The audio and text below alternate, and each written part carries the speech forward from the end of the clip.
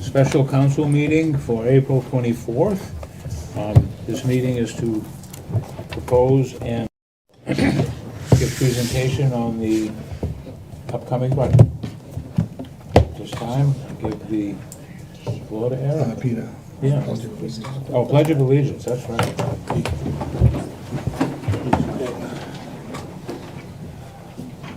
Allegiance to the flag of the United States of America and to the republic for which it stands, one nation, under God, indivisible, with liberty and justice for all.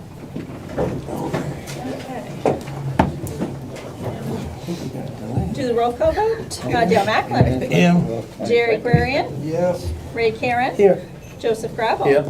Jeff West. Here. Lee Trahan. Here. And Peter Drapo. Here. We have no minutes for this meeting. And we have no old business. And for new business, order number 19-2023, providing for approval of the Town of Winslow 2023-2024 fiscal budget series in the amount of $31,036,731, and to establish a tax due date and interest rate on taxes remaining unpaid. Actually, we were going to do this as number 4, Oh, communications sorry. first, but that's okay. Sorry. So for everybody who showed up, thank you. My department heads in particular have worked very hard on this, including Peter at the schools.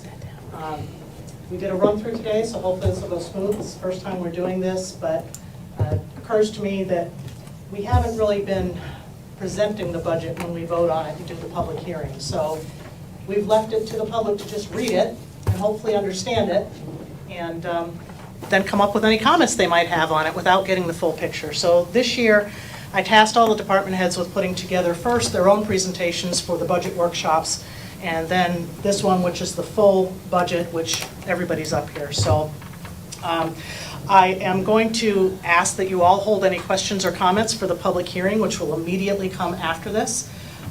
I will, lucky me, I get to start. I'll be the first part of this, and my department heads will jump in when their sections come up. So without further ado, it's not working.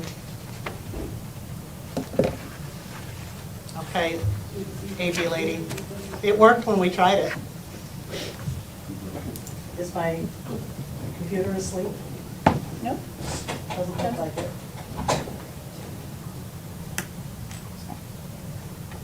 Okay. There we go. Probably have to be standing over here. Well, maybe, but it was. Nope, I worked can stand before. over here. Yeah, it did work before. We had no issues with it before, but that was before I plugged it in. Fresh batteries? Oh, it's lighting up. Well, I can sit and talk about it, but we'll just start moving forward. Do you want me to sit over there and click it as you go? Yeah, you probably need to get onto the actual PowerPoint, because we're on the Zoom screen right now. So if you actually Alt-Tab.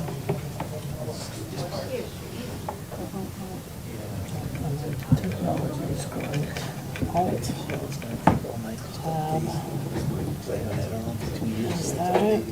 Presentation? Software, okay. No, that's not It it. seemed like a good idea at the time. did. I can't see. And, you know, it was like, hey, this is pretty cool, man. So, It's quick. But I got my laptop. Okay. It's a lot. How you doing, Joe? yeah, So, I can't. Oh, now it's working. Okay, that's all you needed. Okay. So we're start talking about what we accomplished in the last year. In other words, what did I get for my tax dollars in last year's budget? So I'm going to go through some major accomplishments we had this year. First of all, we obtained $3.9 million in grant funding. Pretty happy about that. We got $200,000 in Clean Water State Revolving Funds from the DEP. We got $1 million in congressional earmark funds designated by Senators Collins and King. And the big one is the $2.7 million in Maine Infrastructure Adaptation Funds that we got from Maine DOT. Altogether, that's a lot of money that we're going to be putting towards our infrastructure. These monies are going to fund our drainage upgrades that mitigate flooding at the Augusta, China, Bay Street intersections, hopefully. That would be the monies that we got from the MIAF.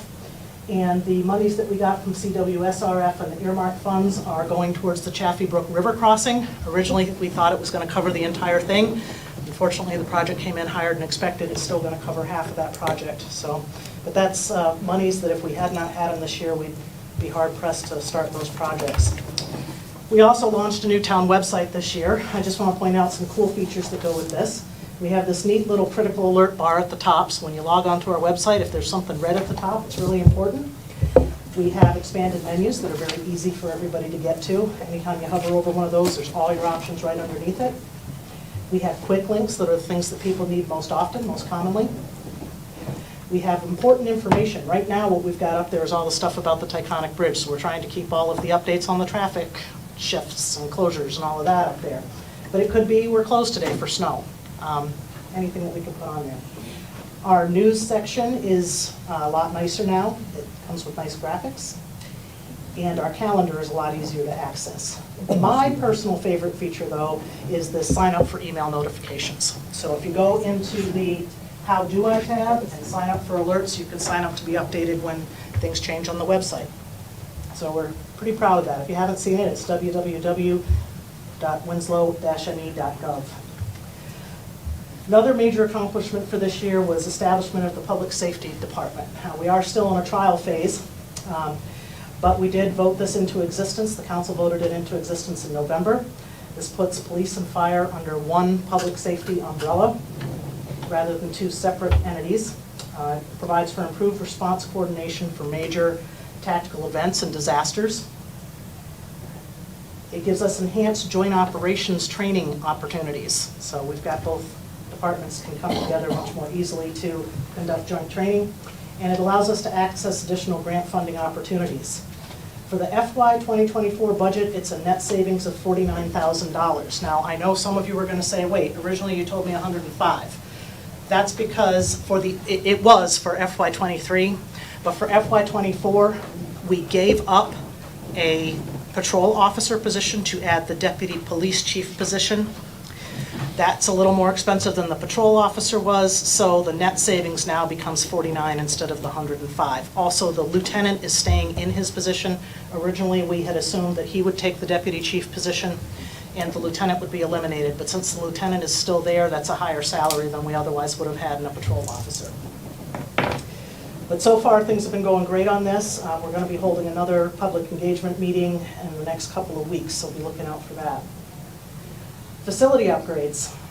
We finished the town office parking lot this year. That gave us 2 new rows of parking and additional handicap spaces. It's a much better space than we had in the past. The whole center row used to be just grass. This has given us a lot more room. We finished this town council chamber, which I think most people would agree is an upgrade to our old one. It's definitely a nicer space. And that allowed us to do some upgrades over at the town office as well to get another office in there. And we are launching the municipal facility study. We started that a couple months ago, and we're in the process of working through that right now. For infrastructure upgrades, we completed the Benton Avenue sewer, water, and paving project. Any of you have been on Benton Avenue, and especially if you suffered through the construction period of that, it's a beautiful new road now. And we also did 1.7 miles of paving and rebuilds in town. So Paul's crews were busy this year. For vehicles and equipment, we replaced 2 plow trucks. We had some that were getting pretty old and beat up there. We got a new ambulance. We've replaced 2 police cruisers. And we've replaced 1 commercial mower. And this is exciting. One of my favorite things we did this year is we brought the Parade of Lights to Winslow. Oh, that pixelated, darn it. Major goals for FY24. So what are we going to do this coming year with this budget that we're asking you for? We're going to add lighting for the trail from the town office to the 2-cent bridge. The gazebo is up in this area right up here, and this goes down to the 2-cent. It's pretty dark at night. We're going to be rehabilitating some of the park's facilities, including the Benton Avenue gazebo and the Fort Halifax park stage and shelters. We're going to replace one playground at Norton Street.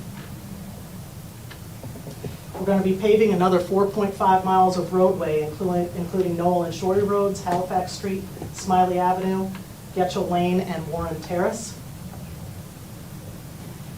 We've got the Cushman Road Drainage Project kicking off, so that is the one that hopefully is going to mitigate all the flooding down there by McDonald's and Cumberland Farms. And we're going to do the river crossing at Chaffee Brook Pump Station. This is where we're putting in the new force main that crosses the river. That project should be completed within the fiscal year. And we're going to be ordering a replacement for our 1996 tanker. We're also going to be completing the town-wide revaluation project in Judy's office. We're getting very close to being done with that. We're starting a modified downtown development study. I met with Central Maine Growth Council last week. We're putting together lists of the stakeholders that we want to start engaging for this, and we'll be kicking off meetings this summer. The police department will begin their accreditation project. We're going to be expanding community events beyond just Fort Halifax Days down at the park.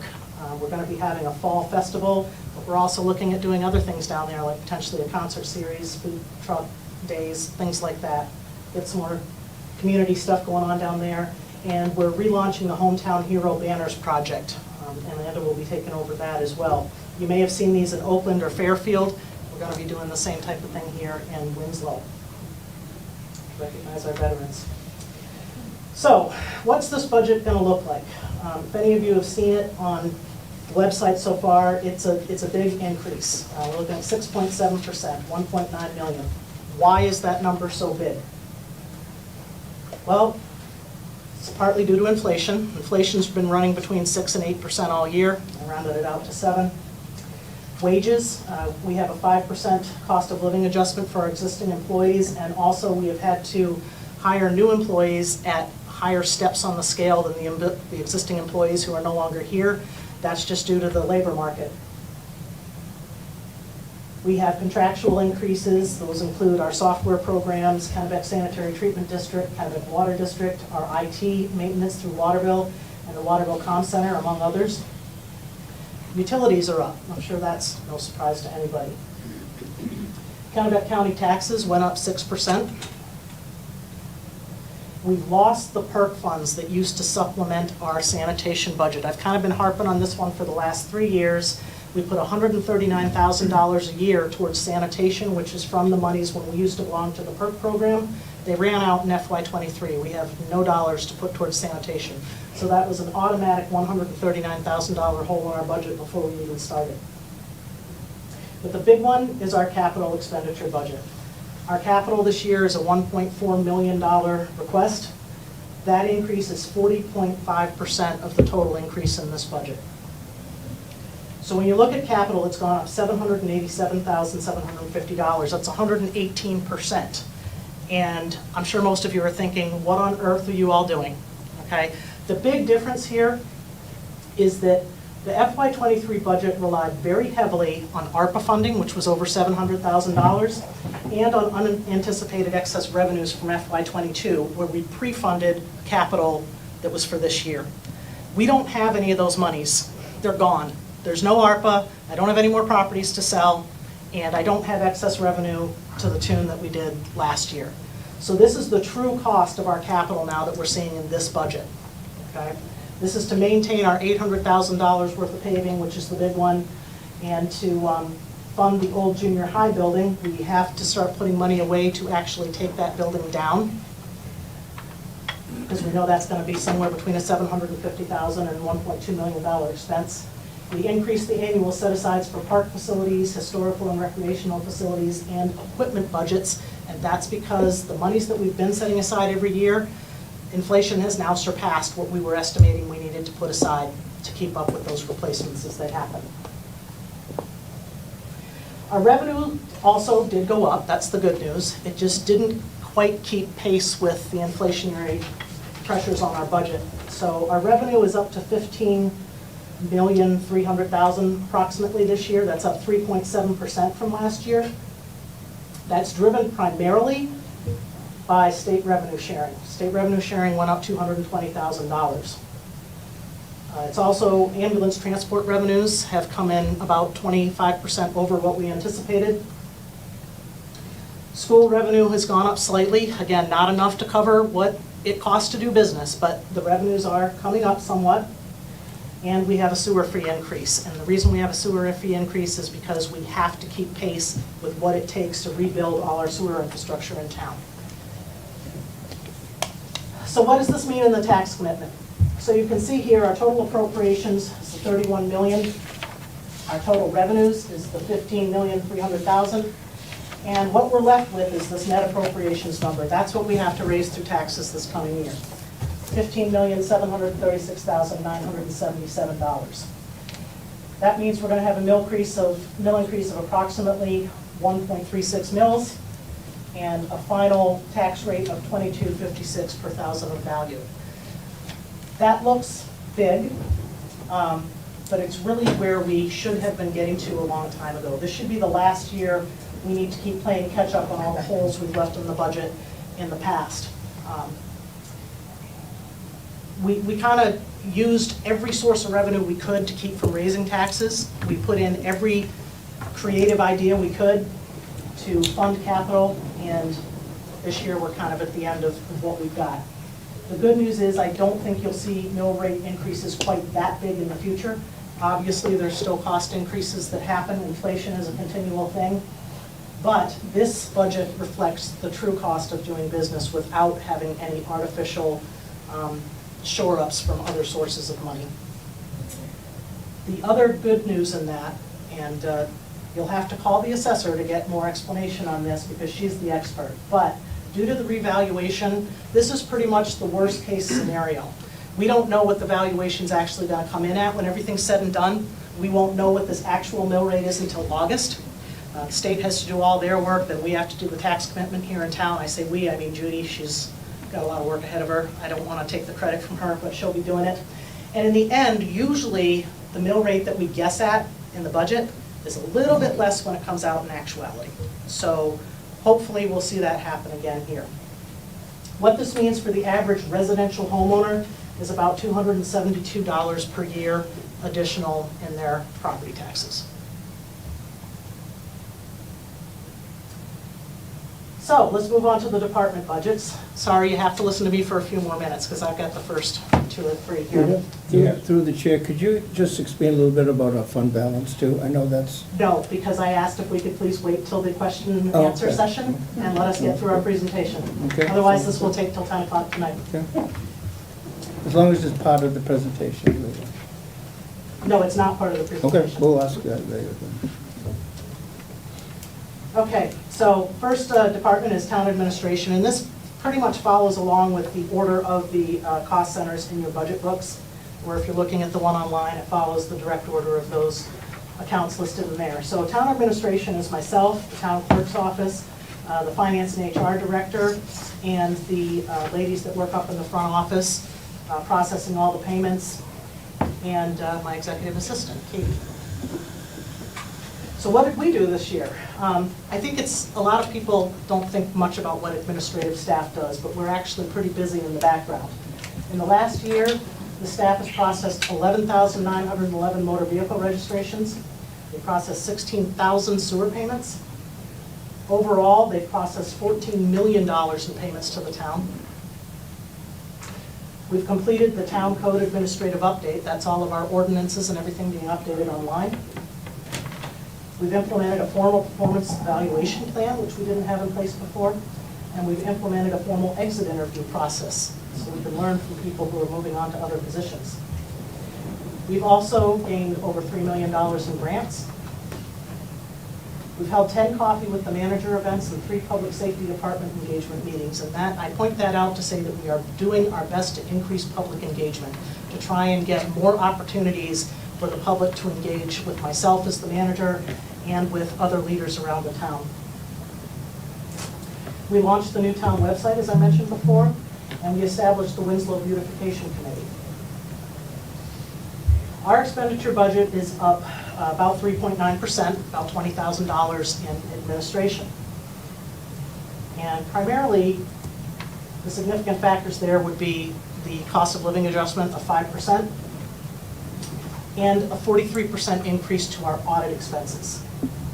Other operating expenses in the administrative budget have actually come down. Most of our line items are down, but 95% of our increase is due to our payrolls.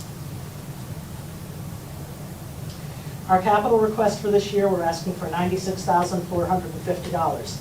What goes into that is a $50,000 set aside for the junior high demolition,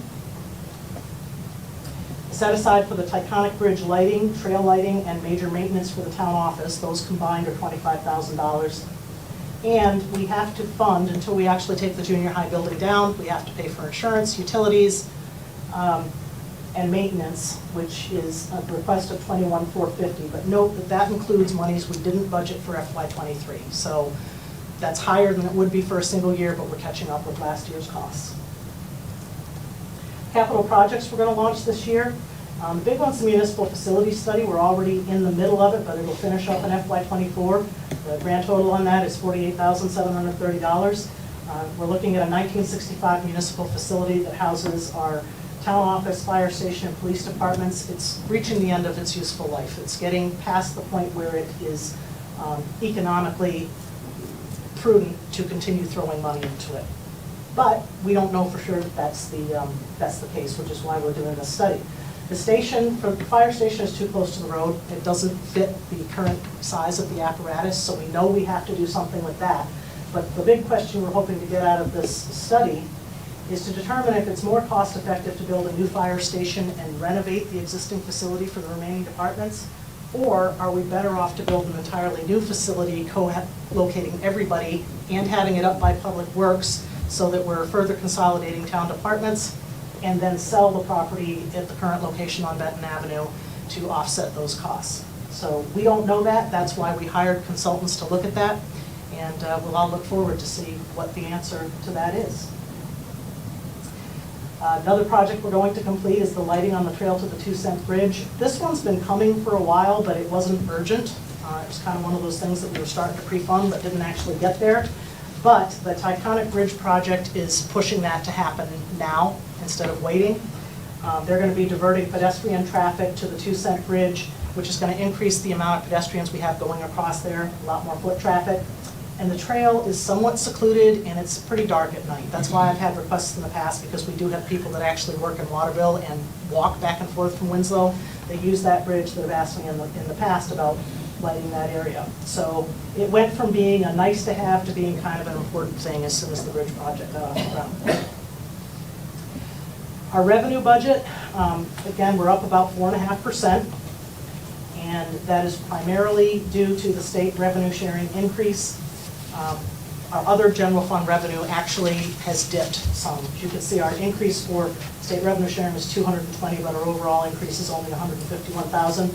Our biggest decrease has been in excise tax. People aren't buying as many cars right now. One, the interest rates are up, and two, the supply is rather low, so we're not seeing quite as much there as we've had.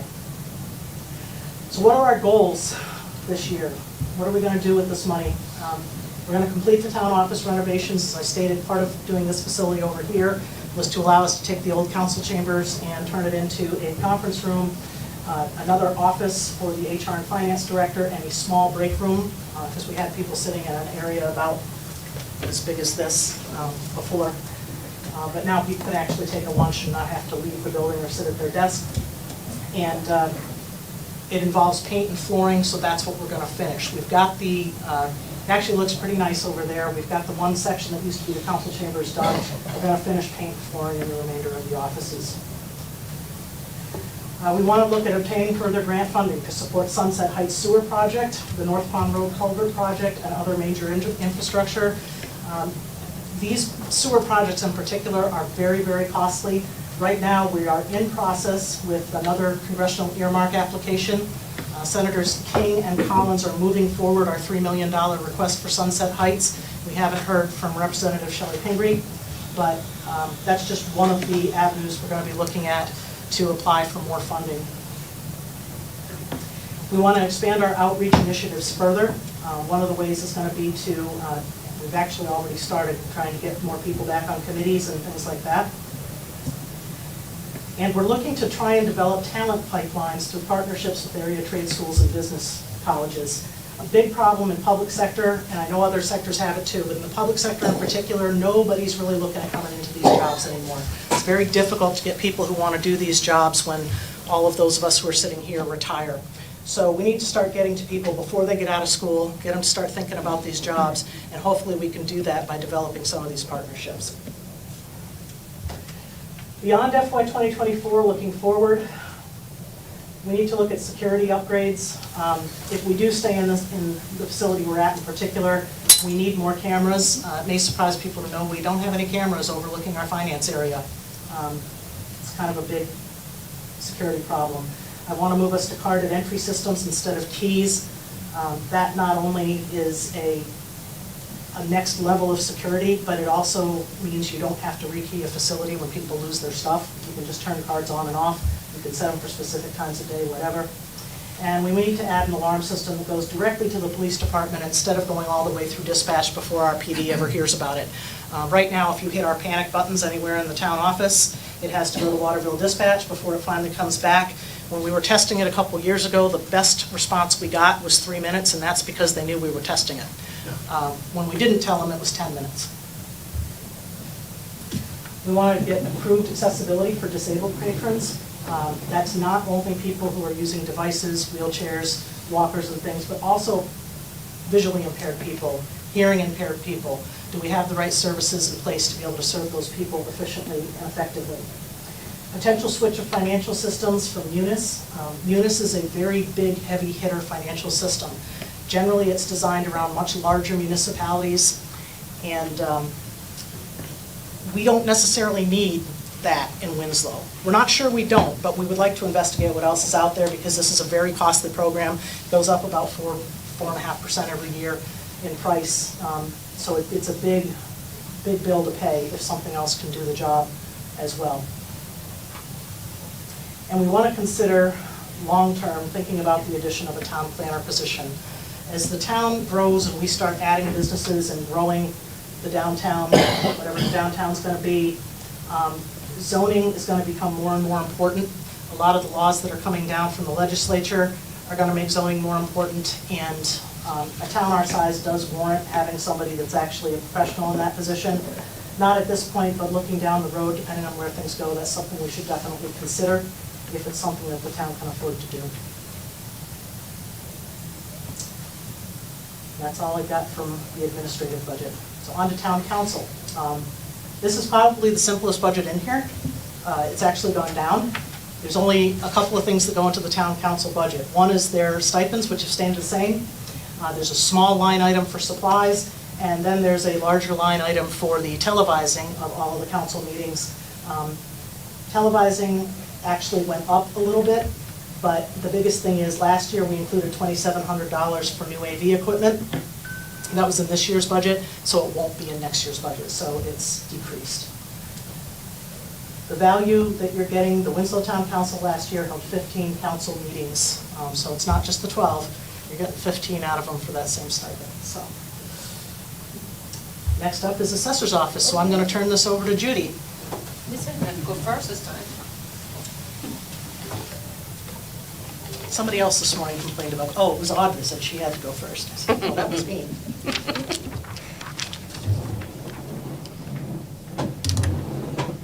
Well, mine's probably a little bit shorter and sweeter than the rest of this budget that you'll be listening to, but I think the most important thing that you've been aware of is the revaluation that's been ongoing for the past year and a half or so. I was pleased to hear our police chief, supervisor, director tell us that he's had no complaints into the police department about our listers that have been out and about. So that's a big plus. They're very personable. They've done a great job. They've been very respectful of the taxpayers. So for me, that's huge. So my accomplishments for fiscal year 2023 includes the fact that I am old and I am a 40-year member now of the International Association of Assessing Officers. That is a very huge organization that is worldwide. I have restored, finally, the 5-member Winslow Board of Assessment Review in anticipation of the revaluation. I'm sure that there'll be an opportunity for folks, taxpayers, that want to take their appeal one step further beyond the assessor, and that's what this board does. It's like the Zoning Board of Appeals. So we have a great 5-member panel. 4 of them are actually going to training at MMA in about 2 weeks, and then we'll start having regular meetings. We did contract with KRT Appraisal to conduct the fiscal year 24 revaluation. I'm actually meeting with one of the partners tomorrow morning to discuss the cost schedules, the land pricing, and what they've been working on so far. And I'll have another status update on my next monthly report. They are ahead of schedule, which is good. I did have the opportunity to attend the Boston conference of the IAAO. And as you know, I'm past president now of the main chapter of IAAO, so I've been very involved in this, but I've never had the courtesy of going to one of their conferences. And being in Boston, we were able to, allow me to do that. And it was an amazing experience, really amazing. So my fiscal year 2024 budget request is $136,000, an increase of $43,669. And mainly the reason for that is the staff wage, the COLA increase. But the vision software like Munis tends to want to go up every year. They also include our web hosting. And if anybody has the opportunity of going online to our website, you can connect to the database, which gives you pictures of the homes and the values and the ownerships. Our operating expenses are actually down from fiscal year 2023, including some of the tax billing pricing, some of the mailings, phone systems, because we've redone those, copying. My fiscal year 2024 capital request is $70,000, but that includes the last remaining part of the revaluation of $65,000. The capital assessed that we'll be setting aside from here on out will be $20,000 in anticipation of another revaluation in the future. Assessing technology is also part of the capital. These aerial imageries that we've had flown over for twice since I've been here have been an amazing tool because it allows me to see what's been happening from 5-year increments.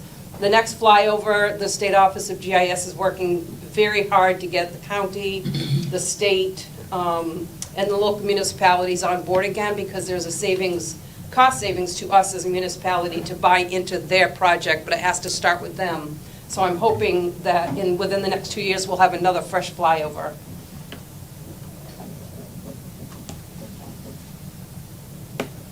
So the big picture is completing the revaluation project, and I just want to make it known that you can access the KRT Appraisal website to see what the status updates are of all of the properties, who's out in the field, who's working, where their stage is at this point. Again, we have not had one of these for 15 years. This was something that needed to be done because we were losing a lot of revenue from the state because we weren't assessing at 100%. So this will make a huge difference in what we actually get back. They began in 2021 where all pictures were taken, and 99% of the properties were visited and measured by April 1st, 2022. And what was fun for me, and maybe not for a lot of people, but as the assessor, I was able to watch their progress as live because they're remoting into our vision software system. So I was able to do reports and extracts showing me what their visitation looked like by code. So I could tell that what they were saying they were going to do is accurate. So I was very pleased to see that. This past fall, KRT continued by contacting all taxpayers that were not home the first time around. And as some of them have called me also, mostly snowbirds, people that have gone to Florida for the winter or have a summer camp on the pond, have actually contacted me after the fact, after they got the letter. So they were too late to set up an appointment. But I've been able to actually work with them in participation or partnership with the reval company, and that's been very well received. They've also sent out some income expense requests, and I know that there was a bit of questions about what that really entailed, but it's really to measure the rental property itself, like the apartment buildings, storage units, what type of rent do they make? Because that's a measure of the value of the property. It's actually a state statute that requires us to do that. All properties will be reviewed from the road one final time. I know that we've had Kevin Lean down around the Patty Pond area. He's been reviewing the waterfront. We've also had one of the partners, Rob Tozier, go out and literally go from door to door to door down the road to review what the listers have already done. So they're constantly reviewing it, making sure everything is up to date. And then finally, what will happen is that all of the qualified sales during a period of January 1st, 2022 to actually April 1, 2024, give or take, 2023 will be reviewed in detail and measured against the new assessments. And one of the things that I've expressed in my monthly reports is that we don't want to have the assessments at exactly 100% of what the market is doing right now. We want to be just a little bit less than that and be conservative, because it's a strange market, and we don't want to inflate the assessment, because I think we'd be in trouble 5 years from now and have to go back the other way. So my fiscal year 2024 revenue budget estimate is $48,250 as opposed to last year at $41,870. Most of my revenue is basically coming from tree growth reimbursements. We have some veteran exemptions that we get half of that back on. That's revenue as well. And we also have manure storage facilities that we get reimbursed on.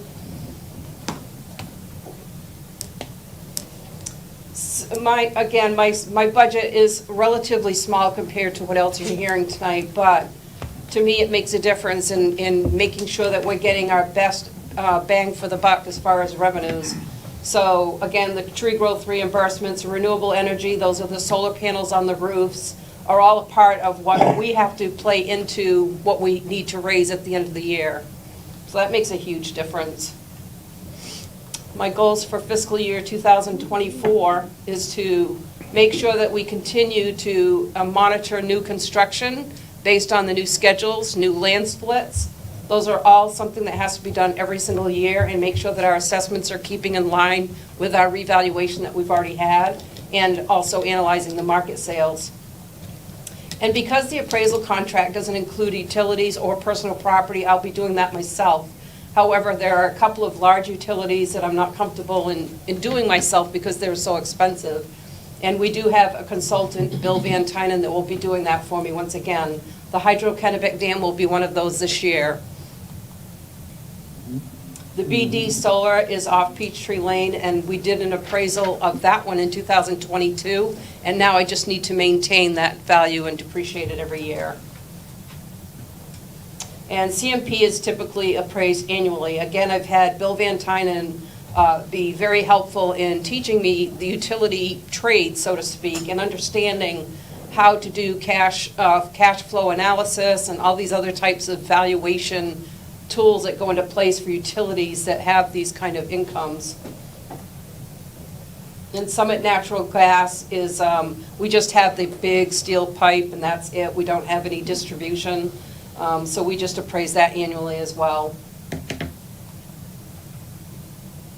One of the things I would like to do, and I'm sure it will be easier now that with the tools that we have in office, thanks to Erica, but I want to revamp every single application that we have available to taxpayers and make sure that they're easy for people to fill out and just send back. Even an electronic signature for most of my documents are fine.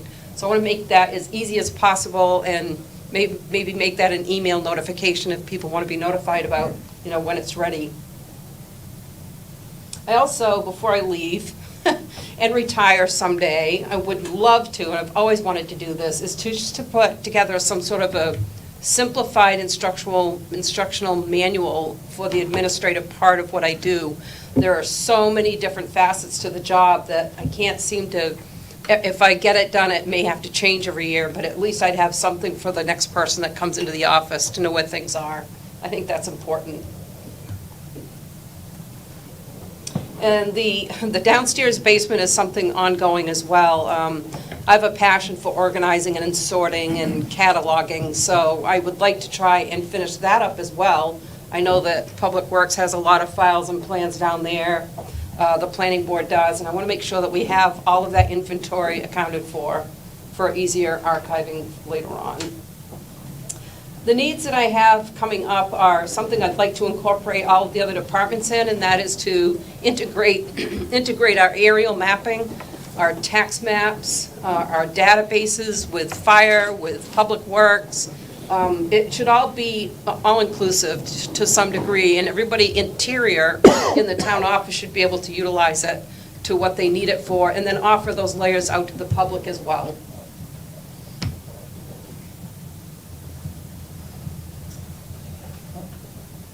That stopped. That was weird. It might have just been a connection. Try hitting the hold button. Here There we go. Thank you, Judy. You're welcome. Good election.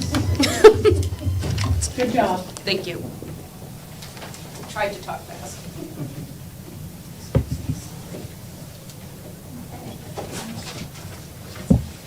It's my turn. Okay, so I get the election budget. Just this. It's the forward button now. Oh, okay, there we go. So this is my first time, so bear with me here. Eric might have to jump in. So for accomplishments for the election, we oversaw 2 elections to include the 2022 gubernatorial election. And luckily, we had no incidents. Everyone was on their best behavior that day. We processed almost 4,000 ballots in November of '22. Just under 1,500 absentee ballots and about 2,400 in-person ballots on election day. So the budget is going up right, about 9.9%. Because in 2024, we will have 3 elections that year, so that's an increase in staff and supplies. We definitely need more election clerks. We are short on Republicans, if anyone out there would like to work with us for Election Day. Also, the cost of mailing an absentee ballot, the postage has gone up. Our goals. Again, we'd like to expand our poll worker pool. We definitely need, it's a long day, so need people morning, night, all day. We would like to make sure that we are safe and secure and work with public safety on that. And we also identify alternate voting locations for future use. We do have smaller elections. We don't necessarily need such a larger space for that, like the VFW. So our needs, we would like to replace some voting machines. Currently we have 4 of them. We use 2 for absentee voting and 2 on election day. When people, after they're voted and put their ballots through the machine, that is the slowest point to get in and out. So if we could get a couple extra machines in there, that would move the flow of people. That's it. That's easy.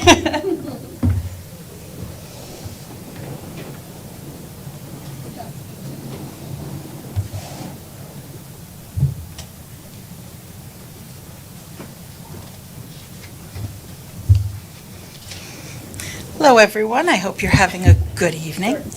So, the Winslow Public Library. Our 2023 accomplishments. We returned to being open 6 days a week. We implemented a new after-hours pickup service. Patrons can now log in to our catalog, request an item. When we pull that item from the shelf, we scan it, and the patron gets an email. They can then forward that email back to us and say, I would like to use after-hours pickup. What we do is we check the book out to them, put it in a locker with a combination lock. That patron gets an email, and then they can pick it up at 3 o'clock in the morning if they want to. We instituted this through a grant, so it didn't cost the town anything, and this is for people who have crazy lives, who have children, who have crazy job schedules. Obviously, we would love to be open 24/7, but that's not economically feasible for the town. So this is our way of expanding our service to people who can't get here physically when we're open. We did some repair work this year. The building, in case you hadn't noticed, is built of cinder block. That was in pretty bad shape, so we had a mason come and patch the cinder block and then seal and paint it. So hopefully, weather permitting, we'll be good for a few years more than that. We also, our windows were original windows and they were in pretty bad shape, so we replaced all 6 of those this year. And we've seen a big difference in the warmth of the building, and they're a lot more energy efficient. We also reorganized the library space to, in part, be able to allow the town to move the town council in here. We also did some changes over in the children's area to allow parents to corral their little ones a little easier. If you come here with a couple of kids, the kids love being here and we love that, but they can get, it's hard for parents, and so we tried to rearrange things to make it easier for them to keep an eye on the little ones. So, we've requested a 4.5% budget increase this year. That is all staff. The lion's share of most libraries is the staff. What this is going to allow us to do, apart from the COLA, which is a decent chunk of it, is will allow us to make a part-time position full-time, which will allow us to catalog a lot of our archives, provide more research assistance, provide more technical support. We have this program where if you get a new phone and you don't know how to use it, or you have a tablet and you don't know how to use it, or basically a lot of basic technical computing things, you can come in and we'll give you a hand if it's a quick thing. Otherwise, we have you make an appointment and we will sit down with you and help you figure out how to do whatever it is you need to do. The government is pushing a lot of telemedicine stuff, and we are dealing with helping a lot of patrons who are overwhelmed by what's required to even get to the point of making an appointment. And so that's taking more and more of our time. We're also seeing an increase in homeschooling, and that is a big one. We love to help people with children, homework, projects, that sort of thing.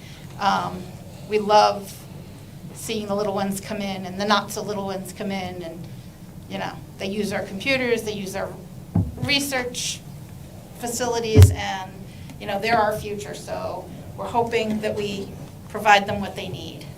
Capital requests for next year. We have 2 capital line items. One is equipment. That's the line item that pays for all the computers, the technology that's integrated into the library. We have to have our own server. We have to have our own internet connection. We have to have our own wireless access points, and that comes out of that budget. Our computers also get a lot of wear and tear because obviously they are available to the public 44 hours a week. That's a lot of usage. We are one of the libraries that are open the most in the area, and so we see a lot of groups, people working, traveling, come in and use us, especially in the summer, all the kids home from college. We have a lot of college students who come in here and will work 8 hours. Capital projects for 2024.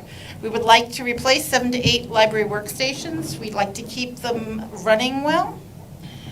We'd like to repair and paint the exterior woodwork on the library. That hasn't been done in a number of years, and that's starting to look a little shabby. We'd like to replace the propane tanks that we have outside. We're switching propane vendors, and what I'd like to do is get one big tank and move it farther away from the building just for safety reasons. Let's see. We'd also like to paint the 4 exterior library doors. They're looking a little dated, to put it mildly, and the weather has really taken a hit on the paint. So we'd like to do that just to hold us up to a good standard for the public. And we'd like to add a small garden shed outside that we can lock so that we're kind of at a tight space for storage here, and that way, if we move the garden supplies out to a shed, we'll have more room for other stuff that needs to be indoors. So, revenue budget. We're estimating that because we're open so much now, that we'll be able to increase our revenues just a little bit by an extra $500 a year. That's mostly things like photocopying and printing, that sort of thing. We don't charge for much of what we do. The other thing that goes into that is if you are not a Winslow resident or a non-resident taxpayer, you can buy a library card here. And a lot of people from towns, even ones with bigger libraries, will buy a card here because they think this library is worth that extra bit of money. Let's see. Yeah, we are gaining more out-of-town patrons. And now needs beyond the next fiscal period, programming space. This library is a good size. It was designed well, used to be a roller rink, as many of you know, but we're really running out of space. We don't have enough room to provide the kind of programming that a lot of our residents would like us to, so long-term, going to have to figure out something that way. As I said, we're getting a lot of requests for people to have workspace in the library and also requests to help with telemedicine. Those two things need a little bit of privacy now and again. You wouldn't want to be talking to your doctor online and have everyone in the library hear you. And unfortunately, right now, that's where we are, so we're looking to eventually figure that out. And basically, we need more space for the staff to work and a lot more storage. Long-term, depending on what the people of Winslow want, we might need to increase staffing to provide those services to our town. There is, again, a lot of increasing demand for technical services. That takes a lot of our staff time. We do it because we want to make sure that the people of Winslow can do the things they need to do to live their life as well as they can. And we're going to need to long-term upgrade and increase our security measures. Long-term, we'd like to be able to have meeting rooms and cubicles that people can access from apart from the main part of the library. So let's say you needed to have a meeting at 8 o'clock at night on a Sunday.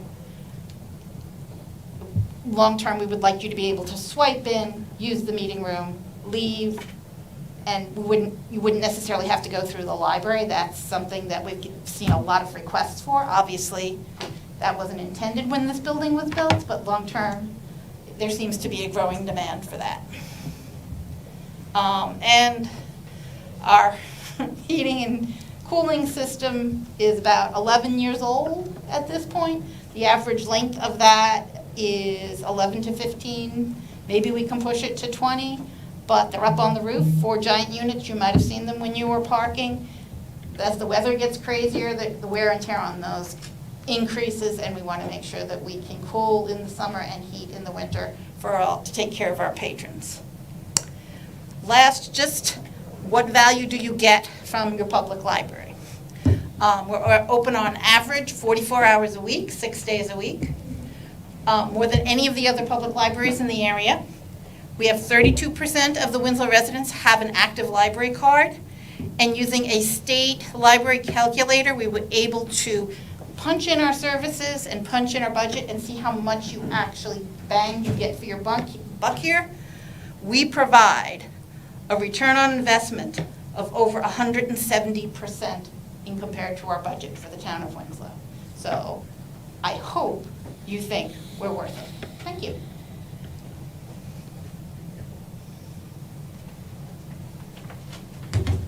Okay, Lisa. Okay, so again, not one of the sexier topics, but I've got IT. I'll keep this one short and sweet. Our budget request this year is up 4.65%. That's pretty standard when it comes to IT.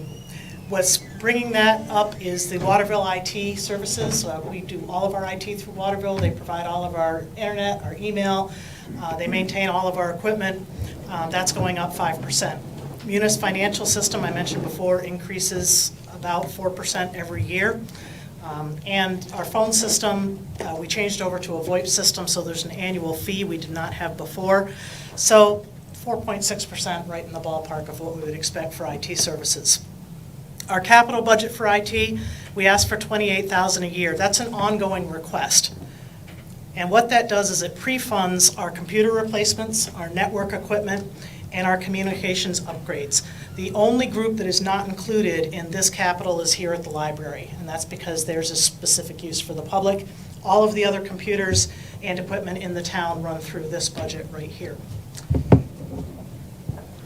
So for our FY 2024 goal, we're looking at replacing 5 computer stations with laptops and docking stations and dual monitors.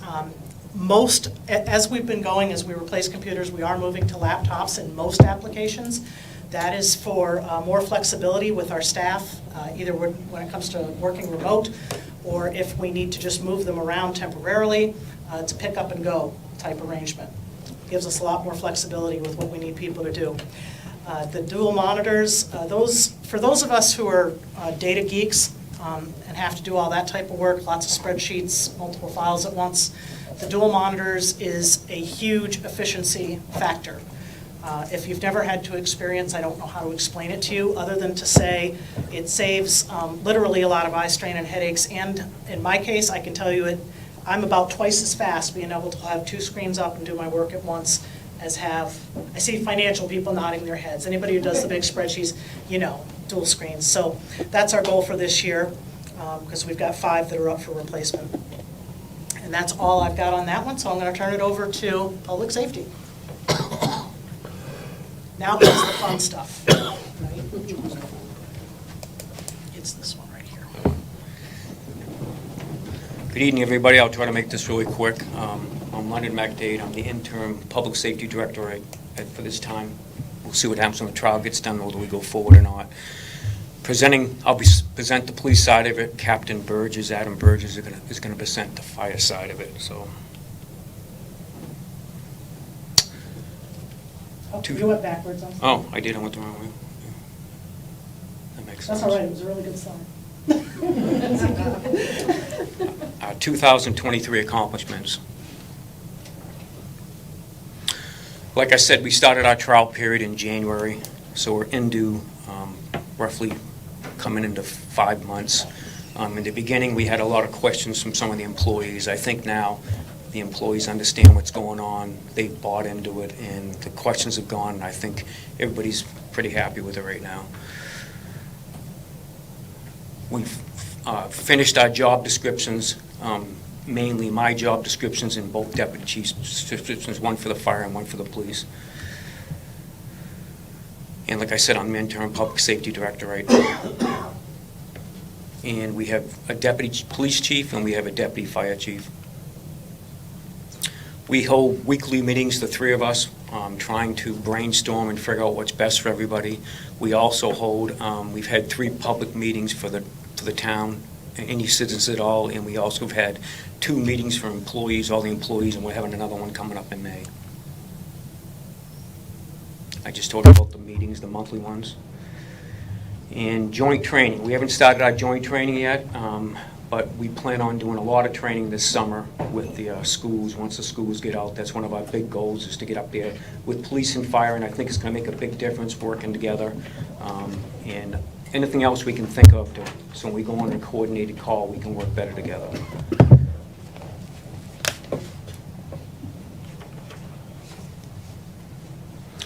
And of course, there is a savings to the town, which the town manager already talked about, money savings, which is most important.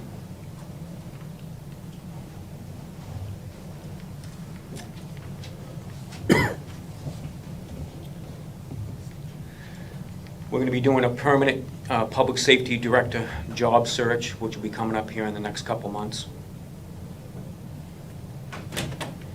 We're going to be also doing a permanent deputy police chief position search. Continue to do joint training between police and fire and anything we can think of. Now I'll get into the police department part of it. So the budget went up 9.5%, roughly $110,000. And that's quite a bit of money, and I'll explain why. It's not too far.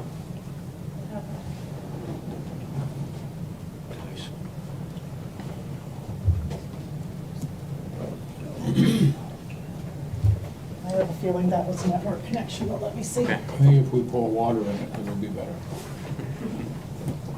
That's fine. But the biggest increase in the police department, I can tell you, is the 13th position, which is the deputy chief position. We needed an extra police officer because there's a lot of shifts on the weekends, and we only have one person covering, and this will help alleviate, so when we get to full staff again, we'll have 2 people covering. The other big increase is we had a big increase for our PSAP department, which from the 911 calls, we had no choice, and Waterville is going to become the PSAP center, and our budget's going to go up like $30,000 just for that. And for, like the town manager said in the beginning, COLA increases for raises is quite, so that makes up the $110,000. I'm good, yeah, I'm sorry.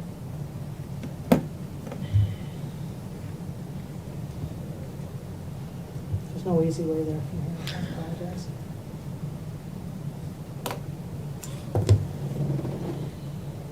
Learning curve, see, this is the first time we've done this, so.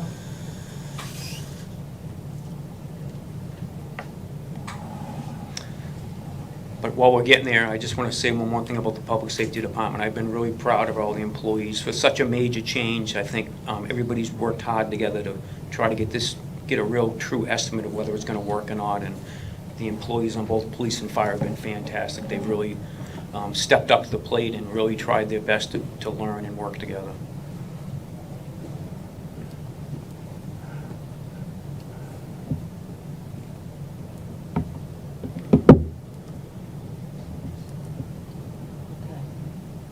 Okay.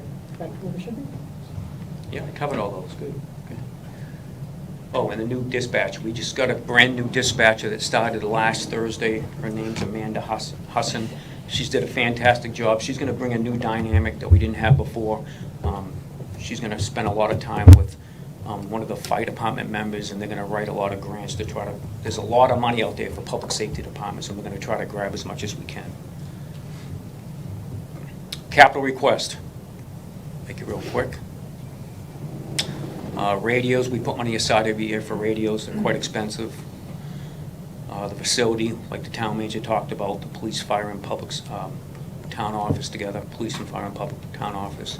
Equipment, vehicles, we got a real good deal this year on vehicles. We got 2 vehicles and we saved like $20,000 because they wanted to get rid of 2 vehicles. Accreditation, that's the big thing I wanted to talk about. Accreditation is a major move. It's a big on-taking, and with this new dispatcher now, she's going to have to spend a couple hours a day helping us do that. What the advantage of accreditation is, you go from a good police department to a fantastic police department. You get updated with all the best practices across the country. Maine Municipal actually recognizes when you become accredited, and they actually give you a discount on your insurance. And also it helps you attract really good candidates because people want to go where where things get done the right way. So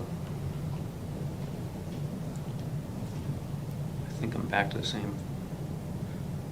Revenue, we don't have a lot of revenue, $2,000.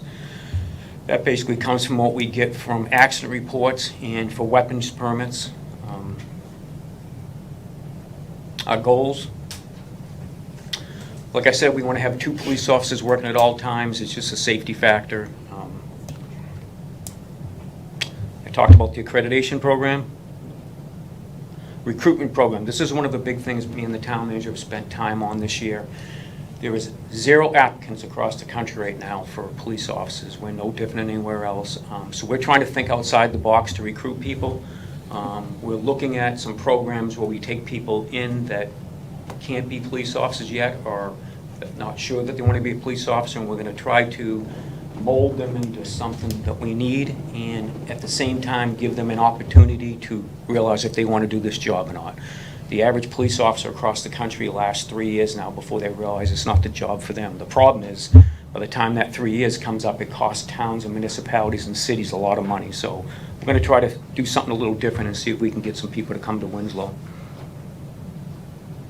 Community policing programs, which is a big thing for me. One of the things we're going to look at this summer is when our SRO, Ellen Stewart, is off the out of the school, we're going to try to put her on a bike patrol program or something to try to get a close relationship with the kids in town and people in town. And the other thing down the road we want to do is have a drug agent. Winslow's no different than any other town or city in the state. There's drugs, and a lot of times we don't have the time to concentrate on it. If we get a drug agent, the state will pay the cost, and it's a major benefit for the town. You can clean up a lot of problems, plus we get a lot of money back. And I'll turn it over to Captain Burgess. Thank you. It's this arrow right here. Okay? Thank you. Good evening. So our accomplishments for the 2023, we were able to increase our staffing to 4 people per shift. We created a life safety inspection program for most of our bigger apartment complexes and whatnot throughout the town. We increased our call force / per diem staff, brought those numbers up. We had one member, Lieutenant Rainey. He passed his paramedic license, so he's a licensed paramedic. We created various department committees internally, labor management committees, recruitment, retention committees. And we had 3 officer promotions from in-house that we were able to do.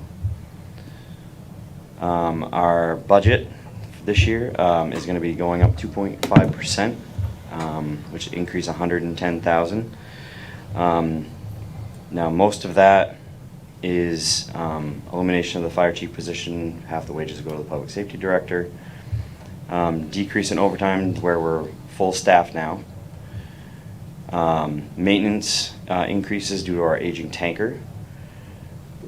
Our comm center increase because they're going to be our PSAP from now on.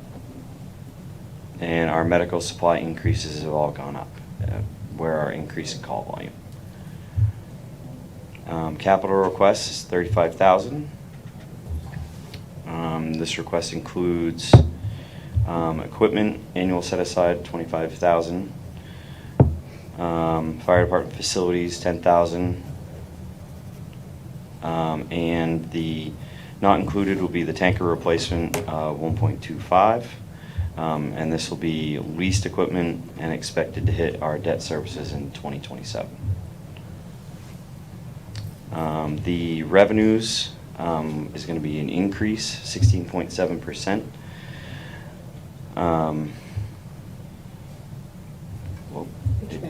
Didn't go. There we go. Significant changes and contributing factors to that is ambulance transports continue to increase, resulting in additional revenue, and this number is very conservative.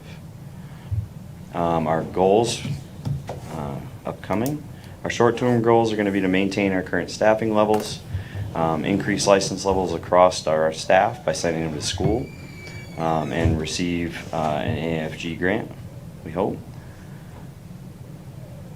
Some intermediate goals are going to be to acquire a new tanker, transition to a 42-hour work week, and continue to increase per diem medics, and have a full-time administrative assistant. And our long-term goals are going to be develop a 5-year strategic plan for the department, construct a small substation on the China Road to house a tanker and an ambulance, and build a new fire station. Needs beyond 2024. Hire additional staff to change into a 42-hour work week. Replace our current utility truck. Continue replacing ambulances every 5 years, and that won't be due until 2028. Purchase some extra SCBAs. And purchase an ATV to be able to access our walking trails and whatnot. Thank you very much. Public safety. Code enforcement. Yep. Fast. Thank you. I'm Jim Flanders, your code enforcement officer. Mine's going to be pretty brief, but there I am. In the last year, we've had some changes in code enforcement, such as having a new code officer come in, myself. We had processed last year 343 building, electrical, and plumbing permits. We have conducted 12 planning board meetings and held 3 zoning board of appeals meetings. Let's see. As some of you know, we implemented a property maintenance ordinance during this fiscal year, and that is currently underway. The new code enforcement vehicle, it's a new-to-us vehicle. Very little cost to the taxpayers, as this was a tax repossession or for a property repossession. So we have a code vehicle. It's an older Toyota Corolla, but it gets me around, and it saves the town a lot of money, and it's very fuel efficient. Let's see. We did go up in our budget from fiscal year 23 to 24, about 14.5%. Significant changes contributing to this is the new CEO. We have to do that in order to compete with neighboring communities and the lack of code enforcement officers, and to also meet the 5% COLA for this year. Fiscal year 24 goals, we want to promote property values through the property maintenance code. Keeping your properties nice and neat will help increase the value overall of the town. Automatic permitting process online. We're going to slowly transition to an online permitting process. At this time, we're not buying any software. We are just going to use what we have available to us now. We're going to do some updating of the code and zoning ordinances. They're a little outdated. And draft and implement a new fuel-fired equipment permitting process and fees. This is for like natural gas boilers, furnaces, wood stoves, all of which have not been permitted or inspected at this time. And with the rise of the use of gas, we want to make sure that your homes are safe. So this will also help with our fees in terms of revenue for the department and for the town overall. Thank you. Thank you, Jim. So I'm going to pass on the good word. That one. Good evening. Public Works was pretty busy last year, as we always are. Our major accomplishments last year, as Erica alluded to some of it, we completed Benton Avenue's paving, which was a very large project, and it came out very nice. Had a lot of compliments. I think it's enhanced that section of town quite a bit. It looks good. It's functional, and we don't have any water problems, so that was a $1.5 million project, so it was nice to see that done. That was included in the $1.5 million that we spent on sewer repair. So we spent a lot of money on Outer Benton Avenue in the last year and couple of years. So we finished up the town office parking lot, which is something we did totally in-house. I think it came out really nice. I mean, it was designed by Dirigo Engineering, but we did everything in-house, all the trucking, all the construction. Pike did the paving, so I think we have a good-looking project. We've got 65 parking spots now compared to, I think we had 26 or 30 before that. So it makes a big difference, and I know talking to Amanda, it's made it easier for her to rent the hall. There's more parking, so more people are looking at it, so another revenue stream. We replaced the sewer on Lee and Beck Street as part of a paving project. We did the main lines, all the sewer services on Lee and Beck Street. As part of that, we kind of jump around, but anyway, we also did Lee and Beck Street. We also rebased all the streets, those 2 streets, and put the base coat of pavement down last fall. We also coordinated the railroad last year to help them fix the railroad tracks. Not exactly what we would like to see done, but it did help some. It's a little bit smoother. Without our help, they'd probably still be there. They're not very efficient when it comes to earthwork. But they paid all the costs. We just helped them with a little bit of labor and some flagging. So we try to work together. We have a good relationship with the railroad, so it helps, because they could be a big thorn in our sides if we don't. We did a storm drain on Beck Street before we paved, and that was partly to coordinate with this coming project this year, the big storm drain project that we're going to be doing on the Cushman Road. So now we'll have a new storm drain to tie into that, so we don't have to go back into that street. Most of the storm drains on the Cushman Road are all metal pipes. They're all rotted out. It's time to go, and hopefully we solve a lot of flooding issues. That's Lee Street, Beck Street. We rebased those, put the base coat in. We're actually looking to do surface, weather permitting, maybe this week. We were supposed to be here today, but with the rain, we're not paving.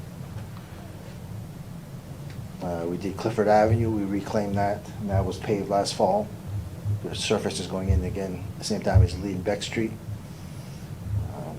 The guys have got all the catch basins and manholes up to grade, they've patched around them, we've got probably 3 of them left to do before Pike can come in. Like I say, we're pretty much first on Pike's list this year, but the weather's not cooperating with the paving.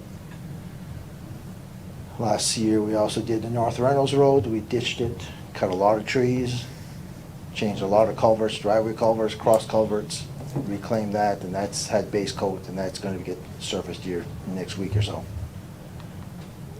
And I think the last one on that is, we did a section of the Ellis Road that wasn't paved, we rebased that, put the base in on that, and that's gonna get surfaced at the same time as North Reynolds Road. So we had quite a bit of work done last year. This is not including, you know, what the guys do for sewer work, as far as cleaning lines, cameraing lines, finding problems, hopefully fixing the problems. If not, at least we have a documentation of where the issues are as we can move forward. Our budget's going up about 13% this year, from 1.1 million to 1.2. Part of that is we've picked up, Public Works is picking up the parks operations as far as the mowing and maintenance. So we've added an extra foreman to our department. Half of his wages are going to the Parks Department. Half of them are going to be going to the Sewer Department. He's going to be supervising the sewer crew as well.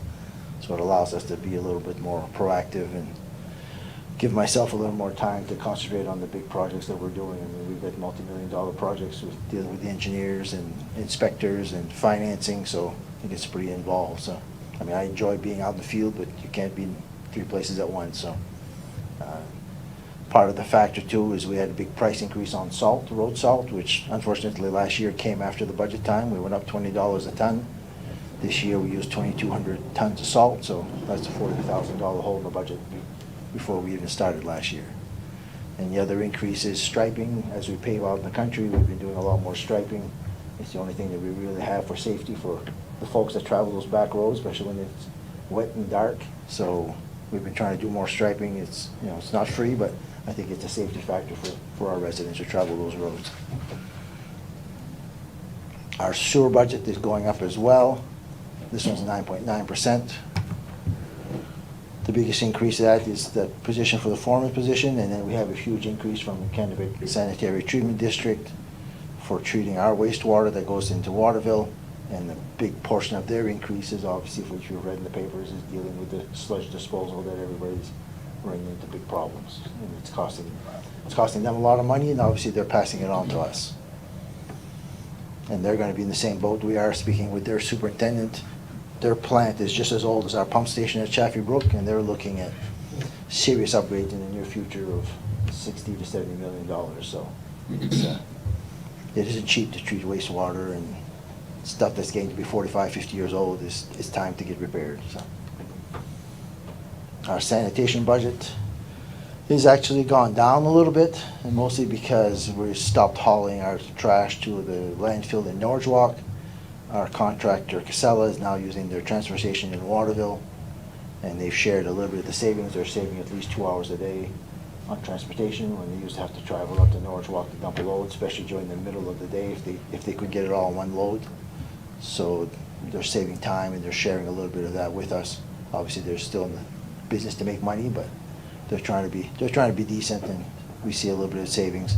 Unfortunately, like Erica said, we don't have that money from PERC to subsidize this part of the budget, so there's definitely an increase of that part of it. So that's just what I just told you. I get ahead of the slides. Our capital budget for FY24 is $1,050,000. Part of that, we've got $100,000 going to storm drains. Part of that is going to match our grant that we've gotten on the Cushman Road, which is $2.7 million that we got. Our match, I believe, is 10%, which is pretty darn good in that when you come to grants, when you only have to match 10%. Short of having free money, that's about the best it gets. Our paving budget for the coming year, again, is $800,000. which gets us a fair amount of paving, but unfortunately, the price keeps going up as well. We get $100,000 to replace 2 of our pickups. We get 2 pickups that are 2012, and they're at the verge of, I was told mine's gonna be a Flintstone mobile before too long. Floorboards are pretty rotted out, and unfortunately, these vehicles are in the worst of the weather. We're out there when it's salty and snowing and everything else, where most people have an opportunity to stay inside, and we don't, so. And the last item on that budget for capital, we got a 2003 loader that we want to change the transmission on. It sounds like a lot of money, but a new loader, front end loader, is $250,000. And the new ones we buy, you can't park them on the sand pile like we do and let them run and stay warm because they have automatic shut-off. So we're going to keep the old loader going as long as we can. We put a motor in it, I think 2 years ago. We had done a major repainting job a couple years before that, so it's in good shape. It's worth putting the money into it. And then we've got $15,000 for the garage, town garage, set aside for upcoming maintenance. The building, I think we moved in there 2008, so it's 15 years old. So, you know, the honeymoon is over. We're starting to have trouble with, you know, a door here and a heating unit or stuff that just needs to be repaired, and nothing is cheap, so. Upcoming capital projects this year. We've got work to do on a sediment pond. There's 2 sediment ponds out along the soccer field area. One is for the soccer field, I believe, and one of them is for public works. I believe this is the one we have trouble with, is one for the soccer field. It's got an area that needs some attention. These have to be inspected every 5 years to comply with DEP, so we definitely want to get that repaired before then. It may end up being augmented if we go forward with the new facility that they want to build up close to Public Works. We may have to tie into that to satisfy those requirements, but that's still probably a couple of years down the line, so. We've got a couple of sidewalks that need to be repaired. We got a couple at the town office, one that goes to the gazebo, and then one that goes to the front doorway for the handicap accessibility. We got a small section on the Roderick Road we want to do. We've had requests to widen out the shoulder like we've done between the existing streets there, because there's quite a few people who walk those areas, and they like to be able to go from one street to the other without being in the traffic. And I've got a small section of sidewalk on St. John Street that we've committed to repairing. Our paving this year, I guess I'll pull them all up. I think that's it. We've got some in-town paving. We've got Halifax Street, Smiley Ave, Getchell Lane, Warren Terrace. These are going to be overlays. They're just getting pretty rough, hard to maintain, and rough on the residents. Especially Halifax Street is going to get a lot of traffic in the next 3 years when they close the bridge. So I'm just trying to get an overlay on that to try to smooth it out, make it easier for us to maintain, make it easier on the public. It's probably not what it needs to have done, but for now it'll carry us at least till the project is done. The Nowell Road, we're going to do, the first section of it goes from China Road to the Shorey Road, and then we're going to do the Shorey Road. So in all, we're doing about 4.5 miles of road. Nowell Road, Shorey Road is going to be like North Reynolds Road. We're going to ditch them, cut trees, reclaim them, change culverts, try to get as much done so that, you know, we don't have to go back for the next 15, 20 years. That's basically, excuse me, we're doing some in-town paving, because like I say, in-town streets, some of them are getting pretty bad, and at the end of the day, people in town pay taxes like everybody out in the country, so we have to share the wealth and do some paving for them as well. So it'd be nice to get out in the country more, but if we can do 2 miles in the country this year, we'll be doing pretty good. We just have put out an RFP for paving. We've got a 3-year contract coming up with the paver. That'll be in the next council meeting for approval. So hopefully at this point then we know going forward what we have for costs for the next 3 years. One big capital project, obviously, we've been talking about for the last 3 years is Chaffee Brook Pump Station. That was put online around 1978, and it needs a lot of work. We're putting a new force main across the river. The existing one was put in 98, and the first one lasted 20 years, so we're not sure about this one, but it's one of those things that we can't afford to have it fail. if it fails, then we have sewage going in the river, and we're polluting the river, and we're paying fines, and then we're scrambling to try to get things done. So with some planning, we just opened bids on that. Unfortunately, our bids came in about $800,000, what our engineer thought they were gonna be, but there's kind of the issue we have right now. There's just so much money out there and so much work to do, and a limited amount of contractors. Nobody's working cheap, and nobody is running after the work. And a couple years ago, a project of this size would have had, half a dozen bidders, and we had 2 bidders. So we're kind of the way we are. So that project is should start in November. We can only get into the river in November. So we're trying to get our contractor lined up for November. The rest of the building is going to go out to bids as soon as the engineering's done. But the same thing with the building. It's expensive because it's an existing building. Now we're trying to bring it up to existing codes for floodplains and all the different building codes. So it gets very expensive. I wouldn't even want to entertain what it would cost to actually replace that building. You're probably looking $20–30 million. So we got a storm drain project. The grant that we got for Cushman Road, that will be starting this summer. We're starting down at Cumberland Farms, going up around the corner, doing all the storm drains on the Cushman Road. That is the grant that we got from Maine DOT, hoping that when we get this project done, that will divert enough water from that small stream that keeps flooding out the McDonald's area. That is our attempt at trying to resolve as much of that problem. The storm drains are just wore out too as well. They're all metal pipes, they're all rotted out, so it's going to be a big project. We may not be starting that till late summer. We had to give the contractors kind of a little bit of a leeway of when they start and finish, just because it's the same thing, they're so busy. If we were to push them to get it all done this year, we probably wouldn't have had any bidders. So we have to kind of say, do what you can this year, finish it next year. And still, we only had 3 bidders. At the same time, we're doing Cushman Road. I would like to replace the remainder of the sewer main. There's about 2,000 feet of sewer main that hasn't been replaced. It's all still clay pipe. Areas that we know we have sags, we have issues, residents are having issues. So we'd like to get that as part of this contract. It's been bid together. We need to find the funding through the council to do that section. And hopefully that'll be the last digging on the Cushman Road for many, many years. Then we can try to pursue some paving from DOT, have them come in and pave that stretch of road. They are paving this year from Vassaboro to the compact line, which is at the bus garage, and hopefully we can get them in a couple of years to finish the rest up to Walgreens, and that would be another one of our main roads that would be done. Sunset Heights is a project, basically, for those who aren't familiar, it's the development between Cushman Road and Augusta Road, about 2.5 miles of streets in that area. That was all built in the late 50s, early 60s. Our plan is to replace all the sewer mains, put new storm drainage, and rebuild the streets. That's what we have applied for a grant right now, and then it's a good first step when you get accepted by the 2 senators to bring it forward to the Senate. If we can get a $3 million grant, then if we add maybe a couple of million from us, we could get a good chunk of that project started anyway. Completing it is going to be dependent on funding. It's a big project, and obviously we're not the only project in town, so it's going to be a challenge to find all the funds to do this complete project. But if we can get started, at least we have a good backbone. Revenues went down 1%.